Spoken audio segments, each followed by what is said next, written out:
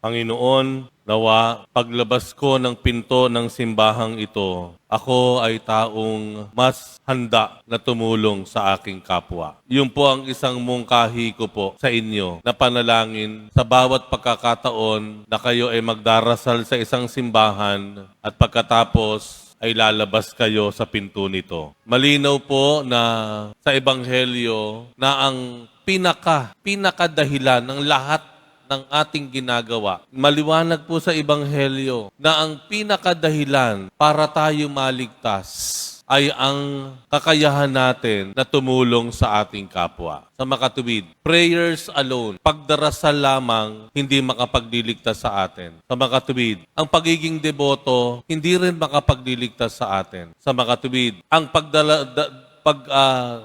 attend sa banal na misa o sakramento ay hindi makapagliligtas sa atin.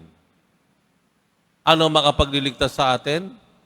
Malinaw po sa Ebanghelyo ay ang ating gawi o kilos na nagpapakita sa Diyos ng ating malasakit sa ating kapwa. Ang ating kawang gawa sa kapwa-tao natin. Yun ang makapagliligtas sa atin. Malinaw po na sa huling araw, na lahat ng tao sa mundo ay haharap sa Diyos. Ang magiging dahilan at tatanong sa atin ng Diyos ay hindi yung gaano ka ba kahaba na nagdasal. Hindi pala yun ang itatanong ng Diyos. Ikaw ba ay deboto? Hindi rin yun ang itatanong sa atin ng Diyos. Gaano ba karami ang alam mong nobina? Hindi yun ang itatanong sa atin ng Diyos. Anong itatanong sa atin ng Diyos? Para maging marapat tayo sa kaharian niya, nagawa mo bang pakaanin o painumin ang kapwa mo na nagugutom o nauuhaw?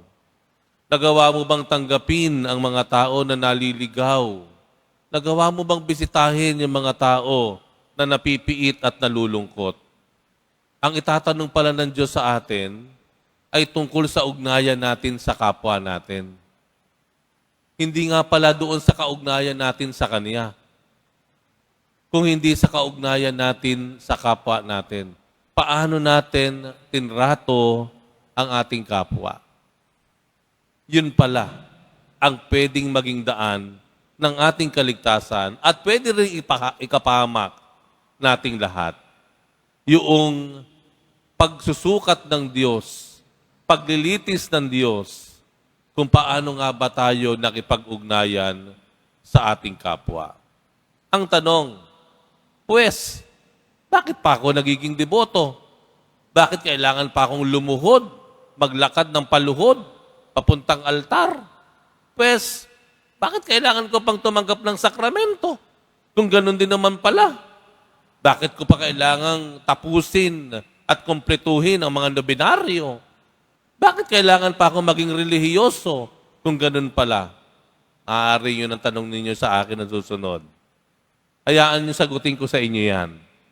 Tayo ay nagdarasal, tayo ay tumatanggap ng sakramento, tayo po ay nagsasakripisyo, nakaluhod tayo ng pagkatagal-tagal, taimtim tayo nagdarasal para tayo ay mahubog sa isang uri ng buhay na nagmamalasakit at pinapahalagahan ang ugnayan natin sa ating kapwa. Nagdarasal tayo para maging mas matulungin tayo. Tumatanggap tayo ng sakramento para mas maging tumutulong tayo. Mas tayo ay dalong maging malalahanin sa kapwa. Tayo ay nagmamalasakit sa kapwa. Nagdarasal tayo, nagiging deboto tayo. Ito tunay na kahulugan ng deboto. Tayo ay nagiging deboto dahil tayo nagsusumamo sa Diyos na nawa tayo ay maging mabuting tao sa ating pakikitungo, sa ating ugnayan, sa ating kapwa.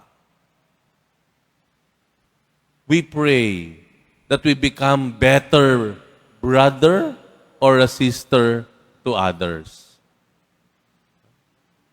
Minsan kasi ang ating pagiging deboto at madasalin ay nakukulong lang sa sarili nating kalagayan.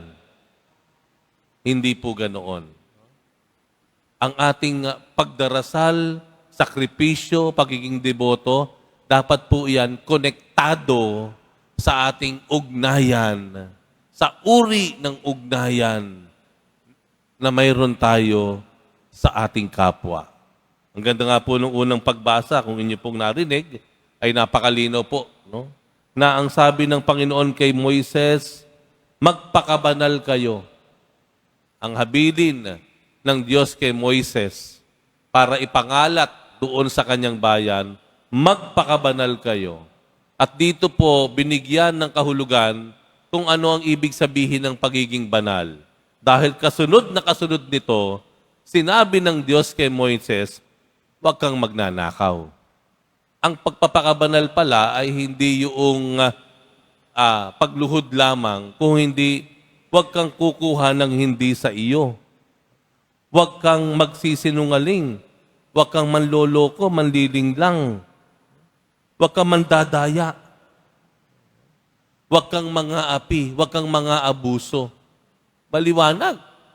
From the very beginning, panahon pa ni Moises, doon sa kasaysayan ng ating kaligtasan, from the very beginning in the Old Testament, yun na rin pala ang mensahe ng Diyos. Ito pala ang ibig sabihin ng pagiging madasalin, pagiging banal. Ang ibig sabihin pala nito sa bandang huli ay ang ating mabuti, maayos, tapat, makatarungan na pakikipag-ugnayan o pagtrato sa ating kapwa. Pero meron po ditong napakaliit na detalye na dapat nating malaman. Hindi lang pala yung kapwa, basta kapwa. Ang kapwa pala na sinasabi ng Panginoon ay hindi lang yung kaparis natin, kalebel natin. Ayon dito sa Ebanghelyo, ito pala daw yung mga nagugutom. Ito pala yung mga nawawala, pinanghihinaan. Ito pala yung mga nalulungkot. Ibig sabihin lamang po, ito pala yung sinasabi ng Panginoon sa Ebanghelyo na maliliit. Na maliliit. Nung sinabi ng Panginoon, kung ano ang ginawa mo sa maliliit na ito ay ginawa mo sa akin. Ibig sabihin pala, baka naman, no, na ang ating pagtulong o pagkakawang gawa ay para sa mga taong nakagaganti lang, makagaganti din sa atin, ay hindi po iyon sapat. Kasi it is easier for us to love those people who can love us back. Madali po sa atin na maging mabait sa mga taong mabait din sa atin. Hindi pala yun ang tinutukoy na kapwa. Ang kapwa pala na sinasabi ng Panginoon ay yung mga taong walang kakayahan na ibalik sa atin yung pabor o kabutihan o kabaitan na kaya nating ibigay sa kanila. Yung maliliit na tinatawag ng Ebanghelyo. Yung mga talagang mas mahirap sa atin, mas hikahos sa atin, mas mahina sa atin. Yung pala yung kapwa na sinasabi. Muli, ang paanyaya ko po sa lahat, deboto ka man o hindi, padasalin ka man o hindi, regular ka mang nagmimisa o hindi, ang dalangin po natin, ang mungkahi ko, kada kayo lalabas ng pintuan ng simbahan, ang dalangin po natin, Panginoon, sa paglabas ko ng pinto ng iyong tahanan, nawa, gawin mo ako na isang tao na mas mabuti, mas nagmamalasakit, mas matulungin, mas dumadamay sa aking kapwa, lalo na doon sa mga maliliit sa kanila.